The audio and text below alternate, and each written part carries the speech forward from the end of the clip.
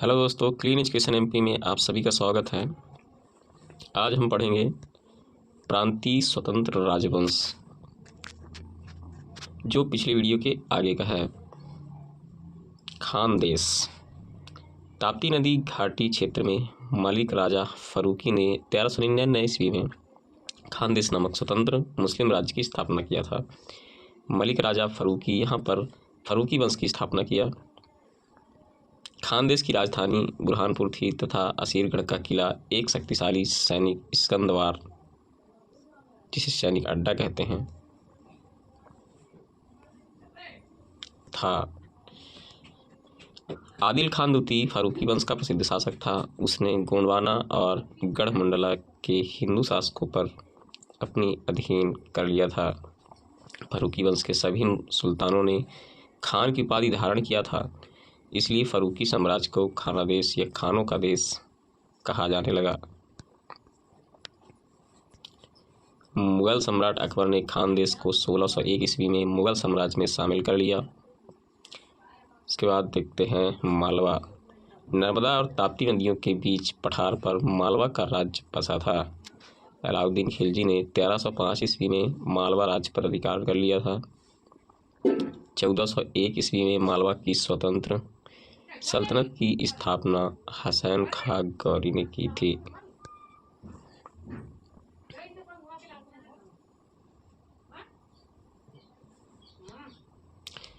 जिसे फिरोज तुगलक ने अमीर के रूप में दिलावर खां की उपाधि प्रदान की थी। हुसैन खां गौरी ने धार को अपना प्रांतीय मुख्यालय और राजधानी बनाया। 1406 ईस्वी में दिलावर खां का महत्वाकांक्षी पुत्र अल्प खां हुसंग शाह गद्दी पर बैठा।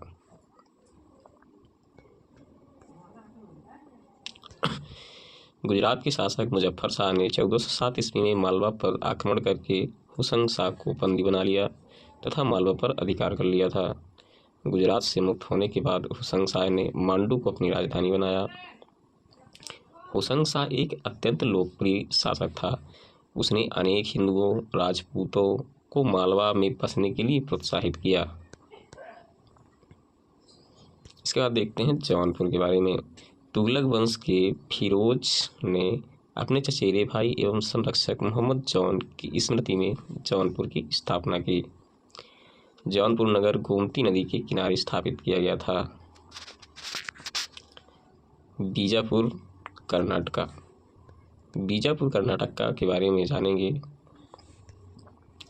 1489 से 90 ईस्वी में सूबेदार यूसुफ आदिल खान ने बीजापुर को स्वतंत्र घोषित करके आदिल शाही वंश की स्थापना की। आदिल शाही सुल्तान स्वयं को तुर्की के ऑटोमन राजवंश का वंशज मानता था। आदिल खां यह कला और साहित्य का भी महान संरक्षक था।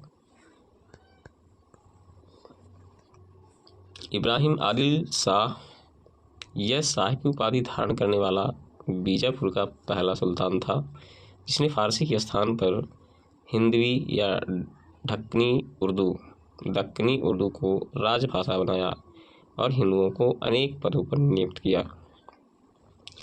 अली आदिल शाह।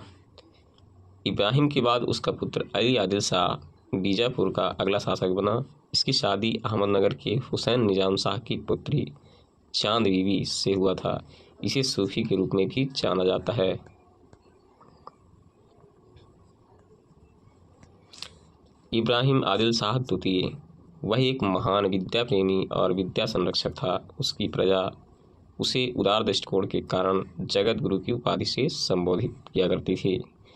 इसे अबला बाबा अथवा निर्धनों का मित्र कहा जाता था, क्योंकि यह गरीबों की सहायता करता था। काफ़ी अच्छा शासक था जो गरीबों का मदद करता था। इब्राहिम आदिल शाह ने हिंदी संग्रह किताब ये नौरस की रचना की। इसके शासनकाल में फरिश्ता ने तारीख फरिश्ता नामक प्रसिद्ध ऐतिहासिक ग्रंथ की रचना पूरी की। इब्राहिम आदिल शाह ने नौरसपुर नगर की स्थापना की तथा उसने अपनी राजधानी बनाई। इब्राहिम के बाद अगला शासक उसका पुत्र मोहम्मद आदिल शाह बना। मोहम्मद आदिल शाह को गोल गुम्बद में दफनाया गया है। गोल गुम्बद भारत का सबसे बड़ा गुंबद है। 1686 में बीजापुर का एक स्वतंत्र राज्य के रूप में अस्तित्व समाप्त हो गया, जब उसे मुगल बादशाह औरंगजेब ने जीत कर अपने साम्राज्य में मिला लिया। इसके बाद देखते हैं कश्मीर। कश्मीर 1301 ईस्वी में सुहादेव नामक एक हिंदू ने कश्मीर में हिंदू राज्य की स्थापना की। कश्मीर में शाह मीर 1339 से 1340 ईस्वी में प्रथम मुस्लिम वंश की स्थापना की। शाह मीर शमसुद्दीन शाह मीर के नाम से गद्दी पर बैठा। इसने अपनी राजधानी इंद्रकोट में स्थापित की। अलाउद्दीन ने राजधानी इंद्रकोट से हटाकर अलाउद्दीनपुर यानी श्रीनगर में स्थापित की। देखिए, श्रीनगर अभी का नाम है, पहले अलाउद्दीनपुर था। जैन उल आबिदीन 1400 ईस्वी में अगला शासक के रूप में सिंहासन पर बैठा। इसकी धार्मिक सहिष्णुता के कारण इसे कश्मीर का अकबर कहा गया। जैन उल आबिदीन फारसी, संस्कृत, कश्मीरी, तिब्बती आदि भाषाओं का ज्ञाता था। इसने महाभारत एवं राजतरंगिणी को फारसी में अनुवाद करवाया। अकबर ने कश्मीर को 1528 ईस्वी में मुगल साम्राज्य में मिला लिया। उसके बाद देखते हैं बंगाल। ये स्वतंत्र प्रांत से बन गए थे, जैसे हमने पिछले वीडियो में जाना कि धीरे धीरे वंशावली खत्म हुआ और अपनी अपनी क्षेत्रों में शासन करने लगे। इस तरीके से अलग अलग क्षेत्रों के जो विवरण है देख रहे हैं। बंगाल के बारे में जानते हैं। इख्तियारुद्दीन मोहम्मद बिन खिलजी ने बंगाल को दिल्ली सल्तनत में मिलाया। गयासुद्दीन तुगलक ने बंगाल को 3 भागों में विभाजित किया: लखनौती जो उत्तर बंगाल, सोनारगांव पूर्वी बंगाल तथा सतगांव दक्षिण बंगाल। हाजी इलियास 1345 ईस्वी में बंगाल के विभाजन को समाप्त कर शमसुद्दीन इलियास शाह के नाम से बंगाल का अगला शासक बना। 1364 ईस्वी में सुल्तान सिकंदर शाह ने पांडुआ में अदीना मस्जिद का निर्माण कराया था। बंगाल का शासक गयासुद्दीन आजम शाह अपनी न्यायप्रियता के लिए प्रसिद्ध था। अलाउद्दीन हुसैन शाह 1493 से 1518 ईस्वी में, जो अलाउद्दीन हुसैन शाह थे, उन्होंने राजधानी को पांडुआ से गौड़ स्थानांतरित किया। महाप्रभु चैतन्य अलाउद्दीन के समकालीन थे। अलाउद्दीन ने सत्यपीर नामक आंदोलन की शुरुआत की। मालाधर बसु ने अलाउद्दीन के शासनकाल में ही श्री कृष्ण विजय की रचना कर गुड़राज खान की उपाधि धारण की। इनके बेटे को सत्यराज खान की उपाधि दी गई।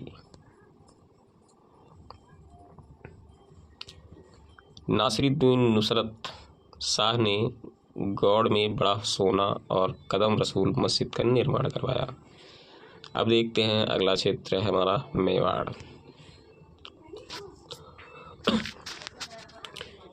गुहिलौत वंश की एक शाखा सिसोदिया वंश के हमीर देव ने मोहम्मद तुगलक को हराकर पूरे मेवाड़ को स्वतंत्र करा लिया।